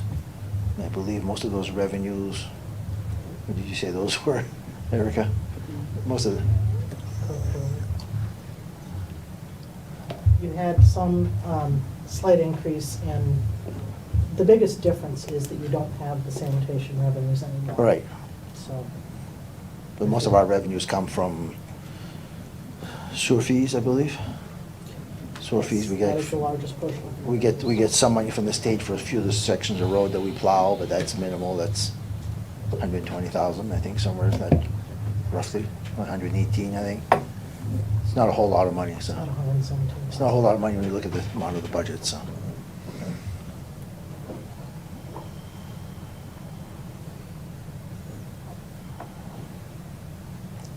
So most of the public works revenue is from the sewer fees, which we're looking at a sewer fee increase this year of 25%. They haven't been brought up since 2015 or 16. It's been quite a few years that we've had a sewer increase, and our costs are going up. So we're proposing an increase in both the base rate from $31.25 per quarter to $40, and the actual consumption rate's going from $4.50 to $5.50. And assuming the average consumer uses 1,500 cubic feet, they would be seeing a quarterly difference of $23.75 per quarter, so about $100 a year more for their sewer bills. And that's assuming people are using 1,500 cubic feet. Not everybody does. I know my wife and I are alone, we don't even use 1,200, but we're pretty stingy, so I'm sure families with children, they probably use quite a bit more, but it balances out. And obviously, as these projects are going, we're gonna have significant debt services on them. That's where we need to see an increase to pay those ongoing projects. Goals for 2024. Obviously, we're gonna continue trying to pave. We're still got probably 6 or 8 miles at least of roads out in the country that are in serious need of paving, reclaiming and paving. In town, we're not doing too bad. We want to start Chaffee Brook project. Hopefully we'll get that completed in late 2024. We may end up going into the next fiscal year depending. Unfortunately, especially with Chaffee Brook project, a lot of the equipment that we're getting has got very long lead times for like 12 months to get pumps and generators or whatever, so it's not a quick project to complete, even though we want to. Cushman Road, same thing, we're hoping to get that finished by spring of next year. Sunset Heights, definitely we're working on finishing up the design and basically looking at the funding for that one this year. Hopefully by springtime we can get shovels in the ground, start digging some holes and start making some progress. And part of it this year for us, obviously, from Public Works is to learn what we're doing with the parks maintenance, get used to familiar with the facilities and what's needed and what we need to do moving forward to make that happen. Beyond 2024, I think staffing-wise, we're good. We should be adequate. Our challenge, like everybody else right now, is finding people when people do leave, either through retirement or going somewhere else. And we're looking probably in the next year or so to get a track skid steer with a mower, because we have quite a bit of off-road maintenance that we've been doing. We get sediment ponds, our sewer right-of-ways. It cost us pretty close to $100,000 last year to cut the right-of-way along the river where our main line goes down. So we'd definitely like to be able to keep that maintained and not have to go through that again. Right now, we're contracting that out, but it'd be nice to have that type of machine, but right now it's not a huge priority. Obviously, we're going to continue what we do in the country, ditching and paving roads and trying to eliminate, Ellis Road was a dirt road, now it's all paved, and so I'm working my way to try to eliminate as many of our dirt roads as we can. That way these residents have year-round access. There's a couple roads that come springtime, sometimes you can't even get into them. So they deserve to have access, and like everything else, it's getting harder and harder to find operators that are decent grader operators, so if we can pave them, then we don't have to grade them. And hopefully, beyond 2024, we get Sunset Heights, could be 2030 before that project gets done, depending on the funding. So it's a big project and it's gonna take some time. People have to be patient and we're gonna get to it as fast as we can. It's a funding issue. Getting the project done isn't hard. It's getting the money to pay for it. And I'm all done. I talked long enough. Good evening. So I'll try to be quick. So our 23 accomplishments, besides the mowing and weed whacking and setting up for tournaments, we fixed the stage steps down at the park. We painted 6 dugouts, painted and repaired the field hockey shack, replaced $6,500 worth of playground equipment over 2 playgrounds. In this past year, I took over as the town safety chair. We worked towards getting into a new program WISP, which helped lower our cost for insurance, enrolled the town in a new health and wellness program, and we're well on our way to being SHAPE recertified. For programming for last year, we offered 12 programs for youth. We hosted multiple tournaments, had our yearly Fort Halifax days, coordinated parade of lights, and we had festivities in the rec center, and assisted the AG Commission and the Town Forest Recreational Trail Program. Overall, our budget is down 11.6%. This is large in part to what Paul just spoke about, with moving the maintenance and some of the mowing over to Public Works. They'll be doing all the mowing maintenance outside of the athletic fields. This decreased our wages and more maintenance. We also moved some major field maintenance to capital, most of which was the KSB reseeding soccer field project. Although it's an overall decrease, a lot of our actual services and products were increased just like all the other departments. Our capital request is $56,500. We'll do our usual set aside for park structures and development. We increased what we have for equipment replacement, increased set aside for sports track resurfacing. This is something that we usually do as a joint with the school, and the cost for doing these projects is just going up more than we originally had for information when we set up those amounts. And we now are setting aside money for Fort Halifax Park structure maintenance and the 1804 schoolhouse roof replacement. For upgrades this year, we are repairing the track barn roof windows. We're also going to be doing some replenishing of soils. We have soil tests that came back not so great, so we're putting some money into that. Buying new trash receptacles for across the town. Putting in pickleball lines. That's been a huge ask for the last few years, so we're really happy to get that done this year. And probably our largest project is the replacement of about $51,000 with the playground equipment. We also will be working on the stage down at the park and redoing the roofs over our structures. This park is, one of the most beautiful parts we have in town. We hold a lot of programming there. We're hoping to have more events there, and it's really kind of the shining spot in Winslow. We will also be rehabbing the Benton Ave gazebo. As you can see, we have now the gazebo lighting. We've been decorating it for the holidays. It's kind of the focal point of that part of town, and in desperate need of a new roof, new accessibility ramp, and new railings. Overall, we brought in a little bit more money from our rentals. A large part of that is from the pandemic. We saw a big increase, and then the rec center has been rented a lot more, especially with the new parking lot. We've been able to open it up for day rentals for different businesses and such.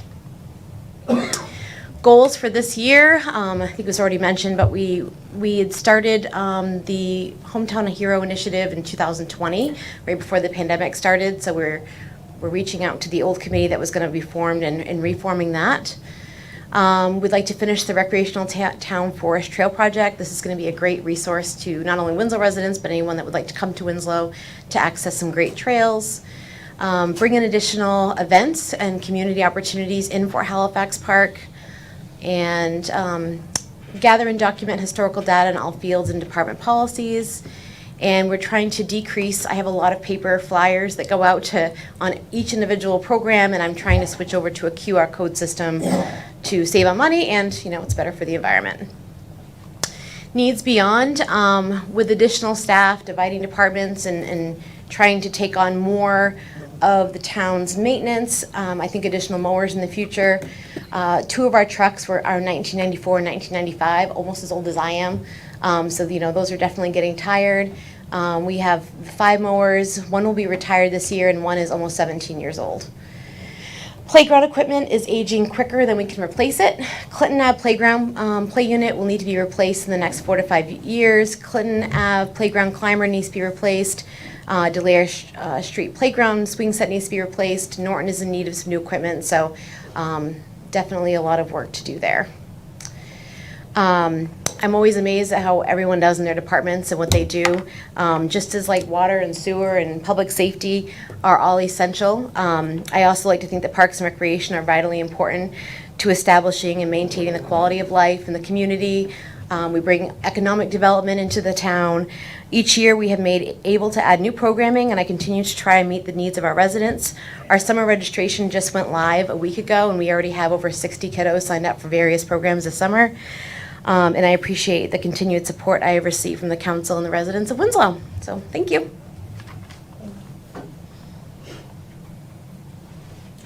Schools. Pass the baton.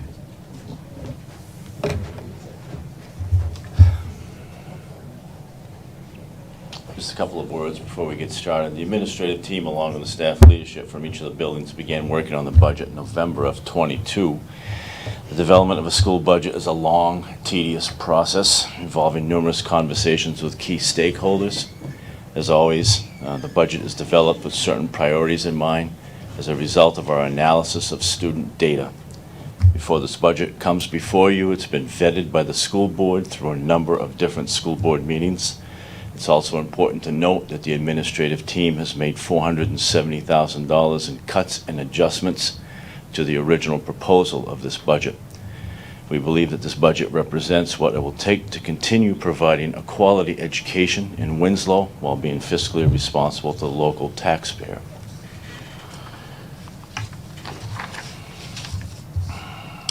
It's difficult to write all of your accomplishments of a school, but we'll try to highlight a few.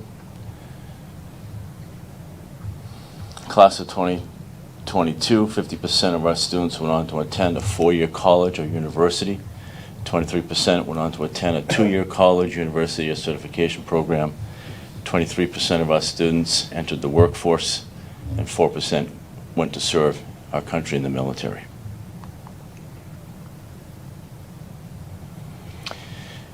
Athletics, and you'll see we just highlighted different accomplishments, either the arts, the athletics, academics. So athletics, 18 seniors made the KVAC academic team with a 3.5 or greater GPA.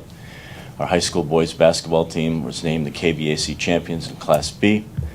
Track and wrestling teams had members compete in state championship meets. And the boys soccer team named Northern Maine runner-ups.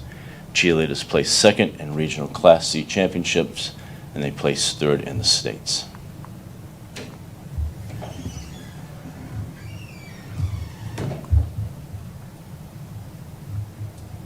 In the arts, students participated in the one-act play, placing third in the regional finals, and we had 38 students accepted to KV band and chorus programs.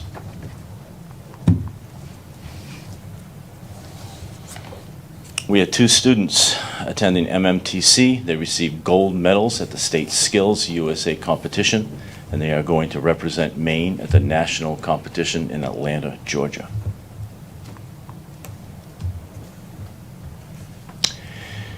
We've initiated a new math program in K through 8, math coaching and professional development, emphasizing math instructional strategies across the district. We've had a focus on ongoing student engagement and high-impact teaching strategies. We've hosted math and reading parent nights at Winslow Elementary School with a guest author. And we are in the process of completing a $2.2 million addition to Winslow Elementary School, essentially at no additional cost to the local taxpayers. Winslow Public Schools is one of, I believe, 20 districts in the state who will use their ESSA funds for construction under the guidance of social distancing. We wrote a project and we were approved. So we will have that addition with 4 classrooms, 2 office spaces for our students. This is much needed space because we're a very efficient 2-building campus now that we've moved the junior high. We've closed the junior high and added the junior high addition to the high school, moved 6th grade to the elementary school. We're very efficient, but we're also very tight. So this is much needed space for us. So when you look at this is a slide that Erica put together for us, and I'd like to just comment on something. This is on the municipal side. I want to make it very clear that that's not the total amount. So when you look at our total request, the total expenditures for this budget for 23-24 is $18,825,544.68. That's the total request on the expenditure side. However, when you take our revenues, when you take our state subsidy, and you take our total state and school revenues, we have $9,908,413.03 to apply towards that number. So what you're looking at is from the municipal budget request, when you subtract our revenues from the total expenditure, you're looking at a municipal budget request of $8,917,132. That's in FY24. In FY23, the municipal request was $8,542,200. That's a difference of $374,932, or a 4.4% increase to the local taxes. The significant changes and contributing factors to our budget. We've had, like many of you, many communities, we've had new bargaining unit contracts in the last few years. We've bargained contract negotiations with teachers, ed techs, food service workers, secretaries. We've had many contracts that we've had to negotiate. Increase in salaries and benefits. Our entire budget, that entire $18,825,000 budget, 77% of that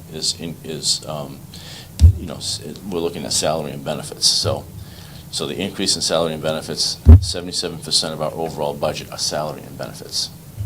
It's getting late, I'm babbling a little bit. Way past my bedtime. Utility and maintenance contract increases. Increased costs to contracted services and inflation, of course, you've heard that all evening.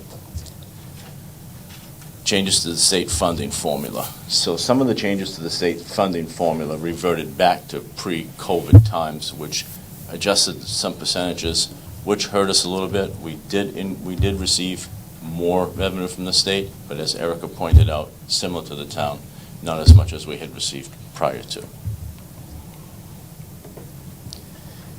This is an important piece, I think. The school budget, the increase that we're asking for, even though our budget is large, the increase that we're asking for is 1/5 of the municipal budget increase when you look at it that way. Some of the goals: rollout of the new reading program in grades K through 5. We talked about a new math program last year with the professional development. We're doing the same thing this coming year with a new reading program. Math coaching, professional development for teachers in grades 7 through 12 with Maine Math Alliance. They will be coming in and working with our teachers to talk about instructional strategies. Continued district-wide focus on math and instruction with emphasis on new K-8 math program rolled out in FY23. Continued district-wide emphasis on student engagement and high-impact teaching strategies across all disciplines in order to get kids engaged looking at those instructional strategies and which would do that.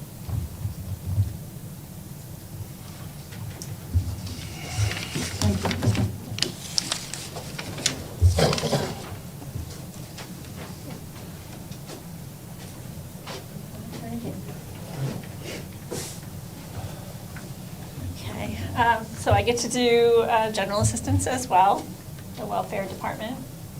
Hold on away.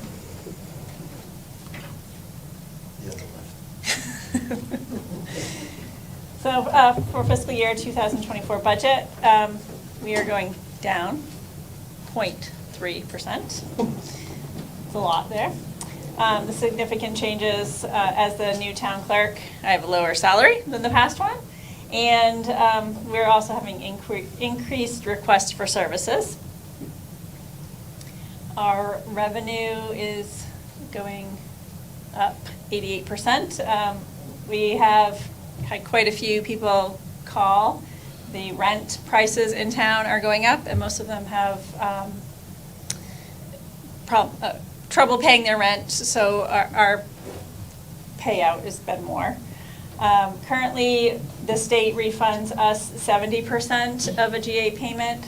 That is only what we are paying out. That doesn't include my time to to process that, taking his time to cut checks. We have been told that there is some legislation that might change to 90%, but that is not set in stone yet. And again, our GA applications have increased. I get at least 1 call, 2 calls every week. And that's it. The short ones. Just as an added note on GA, it's a little bit hard to understand how, I'm just going to go back real quick and explain on the expenditure side. We're saving money on salaries, but we've increased our actual operating costs because we do have many more. The difference between Audra's salary and our former town clerk is not $80. So her salary is less. It'll get up there as she gets more experience. She's doing a great job. More years she has in, her salary will increase. But what's increased to offset what we saved in her salary is that we do have a lot more people coming in for GA. And that one's kind of this budget is a little bit of it's a shot in the dark. We don't know what kind of requests we're going to get. We don't know if they're going to be minor or if we're going to have something major come through. We just know that whatever we spend, the state is going to give us back 70% of it. But if we had, last year we had a big scare with a girl who was early 20s, estranged from her parents. We were going to have to house her for 2.5 years according to the state. It was going to be a cost of about $250,000. Now 70% of that's great to get it back, but 30% of $250,000 is a significant amount of money that would still fall on the town. So general assistance is hopefully going to be getting some much needed help on the legislative side when we get some more money back because the towns really can't afford to continue to support that on our own. So non-departmental budget lines, these are things that kind of are overarching items that don't go with any individual department. The first one would be our insurances. This includes things like our employee health insurance, Medicare, FICA, our PNC, property and casualty, our liability insurances, our work comp. Those all fall under this budget here. It's going up $40,980 or 2.3%. The biggest reasons for that would be our new positions that were added on. So the deputy police chief and the second public works foreman, those are the 2 full-time positions that we added. We did add the deputy police chief, but we eliminated the fire chief, so that's kind of a wash when it comes to the insurances. But we also have 2 additional summer seasonals, and they will be hitting the FICA and Medicare line items. We did have a decrease in our work comp budget this year, a fairly significant decrease, and a lot of that is due to our multiplication factor, which your experience factor goes up the more claims you have. We had some major claims the year that I first got here. Well, actually, we had 1 major claim. We lost a firefighter captain that was considered a line of death duty, and that was a massive payout. It shot our experience rating right up. Other than that, we actually have very few work comp claims. Most of them are very small in nature. So as time passes, the further away we get from that one event, our experience rating will start to come back down. The other reason that we're seeing that work comp figure come down is thanks to the Employee Safety Committee. Things like getting us enrolled in the WISP program and being enrolled in the SHAPE program have given us an additional 10% discount off of our work comp costs. We also got a 4% increase to our health insurance through Maine Municipal Employees Health Trust. We've been lucky to not have an increase for a couple of years. This year, our health insurance went up. Oh, we're also adding Maine PERS for non-union staff. That's Maine State Retirement. Currently, non-union staff only get ICMA. The town provides up to a 9% match. The problem is, one, a lot of other towns offer Maine PERS to everybody, so it's a recruitment issue for us when we go to hire people from outside the town. If they're already getting Maine State Retirement, a lot of times they don't want to drop that to come work for Winslow, even if our wage is a little bit better. The other thing is it hinders our promotions from within. All of our union staff are enrolled in Maine State Retirement. So take, for instance, I'll pick on Captain Burgess. He is a firefighter in the union. He gets main PERS. If he were to ever look at the deputy chief position, right now he would have to drop his Maine state retirement. So is that worth it to do? For some people it may be, and for a lot of people it's not. So it's been a recruitment issue. So this year we've asked to include that. The difference in the contribution on the town side for Maine PERS versus the ICMA program is 1%, depending on who opts into it.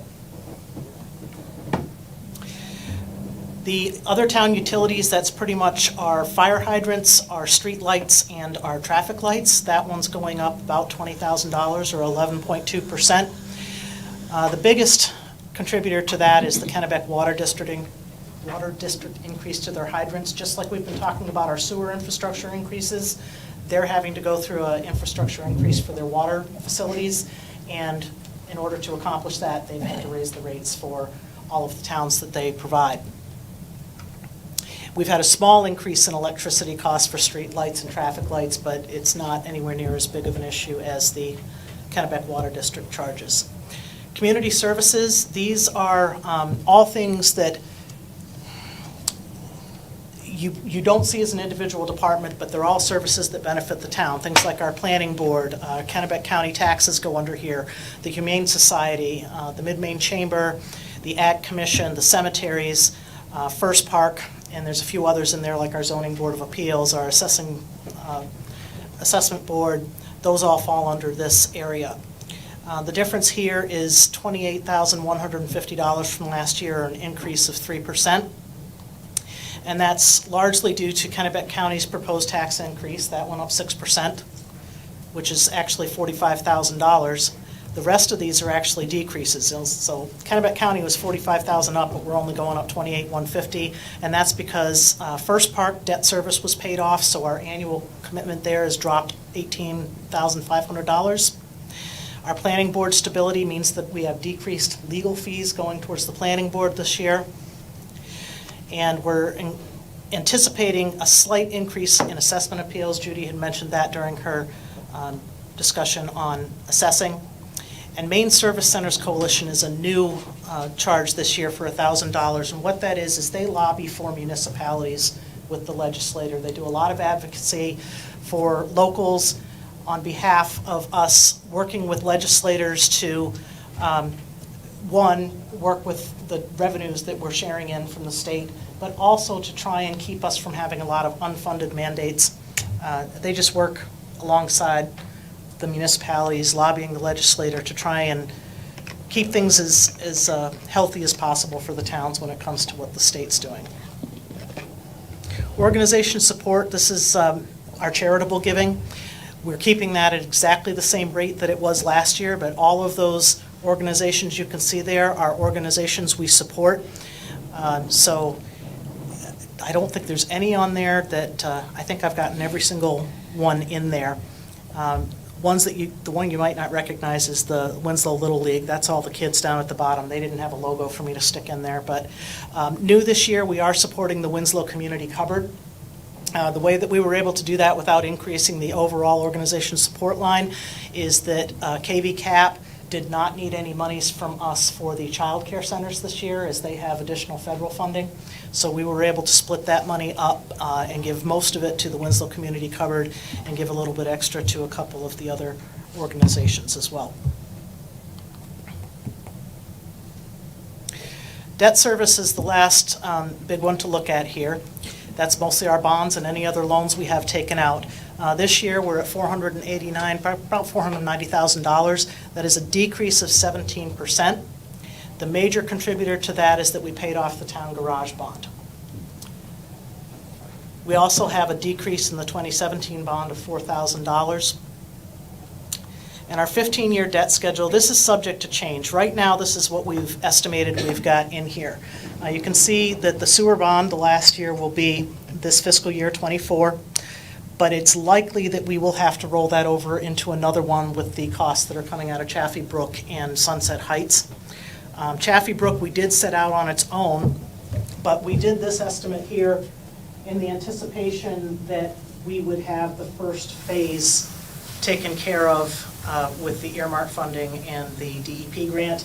Now we know that's not true, so Chaffee Brook may start earlier than we had otherwise anticipated.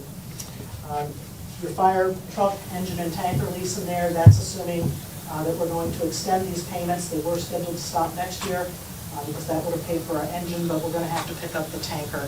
So we're assuming that those are going to continue on out. And you can see the town garage bond is now empty. So to wrap it up, this is what our tax distribution looks like for this year. So the town's portion is 36.73%, and I should state that a little differently. It's town services. That makes up about 37% of your overall budget, or 11.4 million. The county taxes that we pay make up a little under 3% at 810,000, and the education budget at 18,000 or 18,000,008 is approximately 60% of the budget. One thing I want to point out and be really clear about this is that is actually down on the education side. Okay, last year it was 62%. So the school department, Peter and his crew, and the school board have done a really amazing job at trying to continue to provide an excellent education to Winslow youth for a bargain amount of money. When you look at that, the average across the state for what it costs the locals out of their annual budget for education is 65%. And there are towns that are advertising right now that it's 80% of their budget. So while I know some people look at that and look at education as being, you know, why are we paying so much for that? Education costs money, and if we don't spend that money on our children, what else are they going to be doing? That's the future of this community, and people come here. It's not just about the kids that are here, but this is one of the drivers for bringing new taxpayers into Winslow. We have a very good reputation here. As Peter mentioned, a good deal of the revenues that are coming into the school are from tuitions from surrounding communities that want to come here, primarily Vassalboro. And we're doing it at less than the average for the rest of the state. That's all we've got for you this evening. We're going to open it up for the public hearing portion. This is the time to ask questions, make comments. I'm going to turn it over to Council Chair Drapo to conduct this part of the meeting. As Erica said, this is a time for any of you to get up and ask questions or have public comment. You are held to 5 minutes. If you have questions of the council, that will come out of your 5 minutes. So it's time for the council to ask questions. Okay. Ray, you had a question. I don't have any questions, thank you. About fund balance? No? I'm all set, thank you.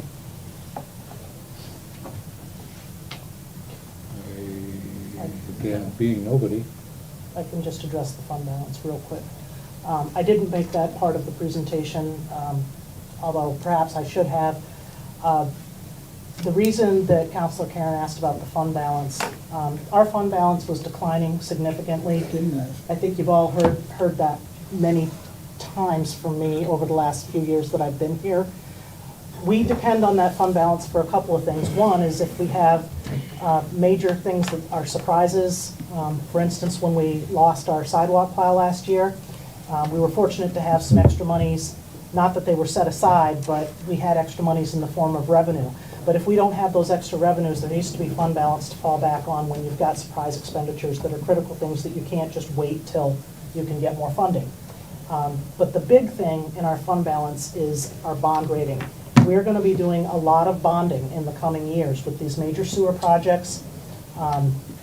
There's just not enough money, even if we get even more grant funding, which I'm hoping that we do, and I'm going to try as hard as we can to get that money.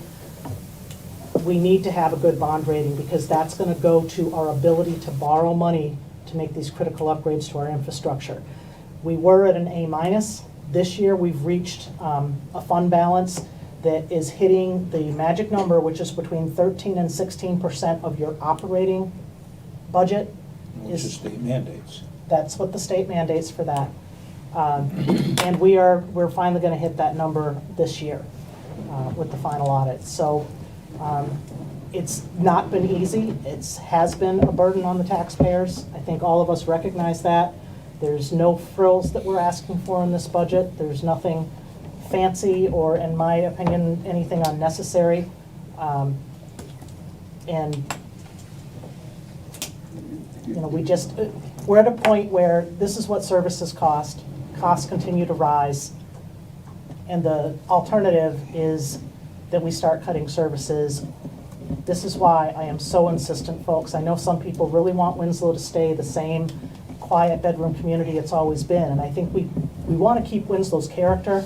But if I don't start managing to attract some bigger taxpayers, and by that I mean businesses, it's going to be left to the residents to pick up all these fees. And you're not going to be able to do it. It will be backbreaking. You'll be at a point where you have to say, what services do we want to give up? So, that's what I got on that. We didn't have any public comment on any. I did not have any emails. emailed comments, at least not as of 3 p.m. today. Motion to adjourn. No, You have a vote? we're gonna vote on the budget. That's not. Yes, First it is. reading. The first Oh, reading. okay. I It's thought the that was first next reading. month. I think we went through this. Excuse me. To vote? Okay, let me just read that order one more time. Order number 19-2023, providing for approval of the Town of Winslow 2023-24 fiscal budget series in the amount of $31,036,731, and to establish a tax due date and interest rate on taxes remaining unpaid. So move. Second.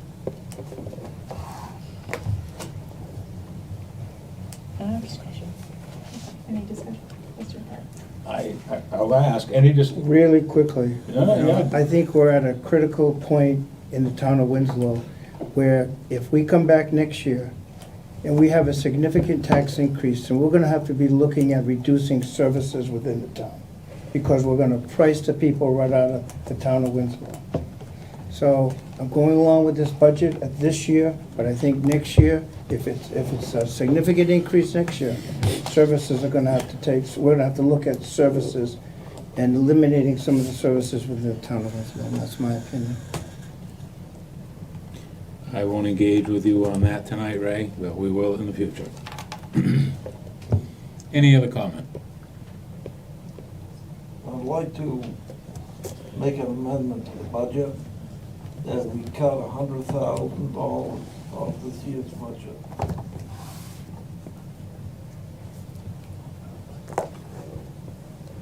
Anybody second that? There being none? Okay, so the motion to approve the budget. Mm-hmm. Roll call vote for Dale Macklin, Yes. Jerry Aquarian, No, Ray Karen. Yes. Joseph Gravel. Yes. Jeff West. Yes. Lee Trahan Yes. and Peter Drappo. Yes. Motion passes 6-1 for the first reading. Okay, then now you can do it. Motion to adjourn. So moved. Roll call?